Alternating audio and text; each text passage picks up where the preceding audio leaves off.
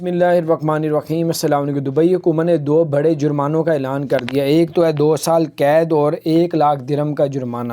یہ کیا ہے؟ سب سے پہلے آپ کو خبر بتا، اس کے بعد دوسری بتائیں گے۔ دبئی حکومت نے کہا کہ اگر کوئی آپ کو پولیس والا یا ایئرپورٹ میں اہلکار کوئی بھی آپ کو اگر ڈرگ ٹیسٹ کا کہتا ہے، جو نشے وغیرہ کا ٹیسٹ کرنا ہوتا ہے کہ نشہ تو نہیں کیا ہوا، کوئی ہیروئن چرس وغیرہ تو نہیں پی ہوئی، اس کا ڈرگ ٹیسٹ ہوتا ہے، اگر آپ اسے منع کریں گے، نہیں کروائیں گے، تو آپ کو 1 لاکھ درہم جرمانہ، 2 سال قید ہوگی۔ اور دوسرا یہ کہ جو لوگ بھی پبلک ایریا میں پرندوں کو دانہ ڈالتے تھے، روڈ پہ، گلی میں یا گھر کے باہر، اب وہ جو بھی پرندوں کو دانہ ڈالے گا اس ایریوں میں تو اس کو بھاری جرمانہ کیا جائے گا۔